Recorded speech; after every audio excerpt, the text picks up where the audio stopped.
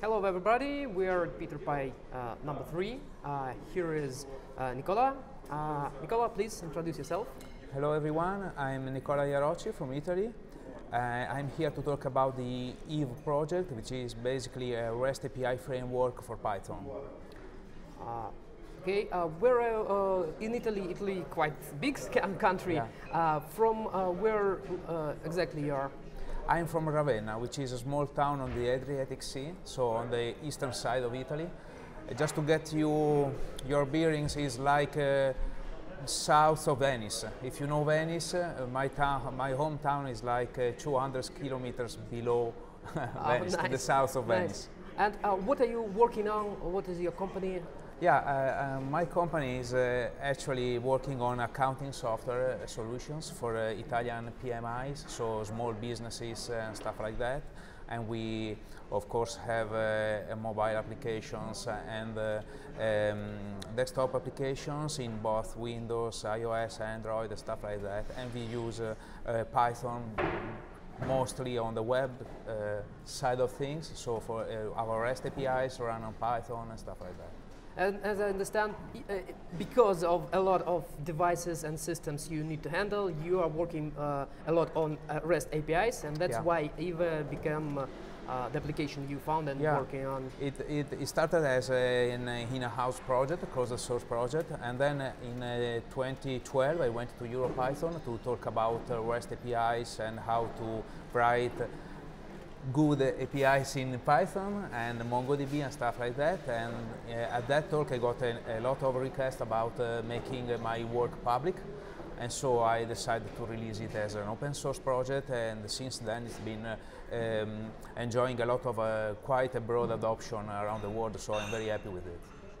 Super. And in fact, you are giving your internal product to the community. Yes. And the community is the main topic we're interviewing on today. Do you have in your city or maybe around the local communities about the Python? How big they are?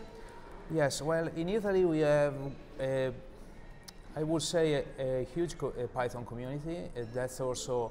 It helped that for 3 years we ran a EuroPython. We were organizing a EuroPython in Florence, so it's not really my hometown, but in general we have a lot of Pythonists in Italy. Now in my hometown we don't really have meetups or stuff like that. I know there are Python meetups in Milan, in Rome, in the bigger cities, but not really my hometown. You was one of the organizers of Italian PyCon? No, I'm not one of the organizers. I just happened to go and talk at both at the EuroPython when it was held in Italy and at PyCon Italy. In fact, just last week I was at PyCon Italy in Florence speaking about another project of mine, which is Cerberus. Nice. And I think in your town there is no meetups, but there is developers. So how they communicate with the other local communities around them in Milan or in Florence, I think. What channels do they use? The most used channel is probably the Python mailing list. We have a python.it website, which is basically the collector for the communities, Italian communities on Python. So there is a big mailing list there, and everybody working on Python is more or less subscribes to that mailing list. And I suspect there is also a Slack channel, but I'm not really up to speed with it because I don't use Slack myself. I should probably start using it. And the mailing list probably. And and of course on Twitter everybody follows each other, so we keep chatting on Twitter and stuff like that. Okay, so in fact it looks like current Italian community is a little bit old school style. Yeah, that's probably true.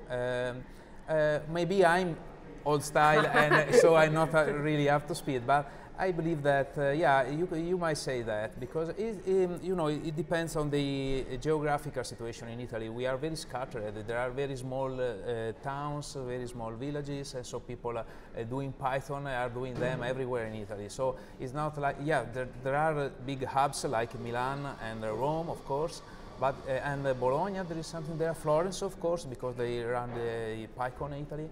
Probably the most active city in terms of community is Florence, because of their heritage. They are organizing PyCon every year, so there is a big community there. Nice. And what do you think about the future of the local communities in the case of using new technologies like Slack, like Facebook or other modern channels?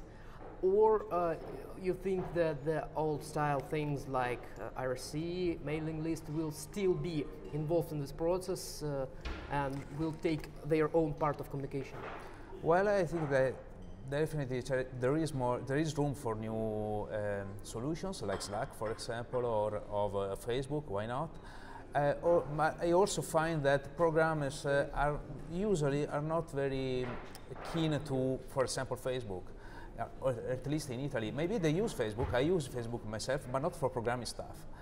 We tend to use Facebook for personal stuff, you know, friends and stuff like that, generally wasting time on the internet. But I find, just the other day, I had at PyCon, I had my first Pythonista ask me for my Facebook profile. No. It never happened before, so it's not just me probably. Maybe in Italy we don't use Facebook for the community, but for example, we use Twitter a lot, and Slack, they are using Slack. Slack is emerging, kind of emerging as a tool for keeping communities together. So I expect people to transition to Slack, Slack. Slack, Facebook, of course, and yeah. And do you making something community related by yourself or maybe your company? Yes, well, what I do is not only about Python. I am the organizer, the runner of the Coderdojo community in my hometown. Now, Coderdojo are basically a coding club for kids. Okay. They exist all over the world now. There are about 600 dojos all around the world. They started in Ireland, in Cork, a few years ago. They started getting kids to the school in the afternoon and let them play with the computers, but in a productive way.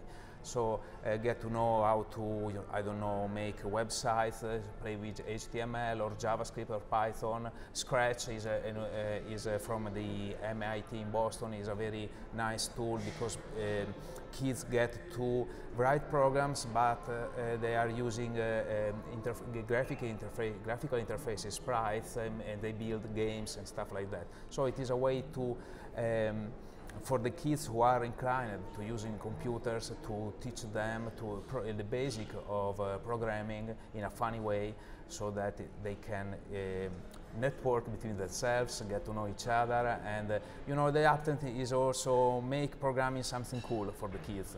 In the past, the programmers has always been seen like someone who's, you know, that geek on his desk in the dark, coding some arcane stuff.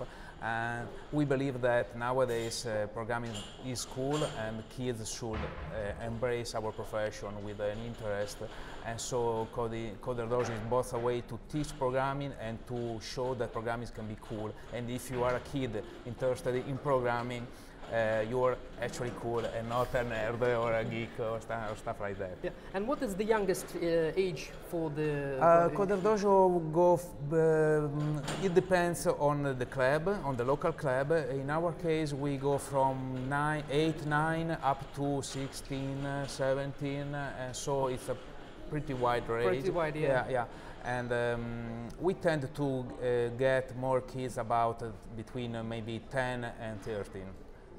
Okay. Which is a nice age because they are, you know, when they go to the high school, they are already already doing some programming courses at school, and so while at 10 and 13 they probably just use computer for Facebook or for gaming. Yeah, and, wasting time. Yeah, wasting time, but in a productive way is okay. We want to show them what else they can do with computers, and most importantly, how computers work and how you can make a computer work for you.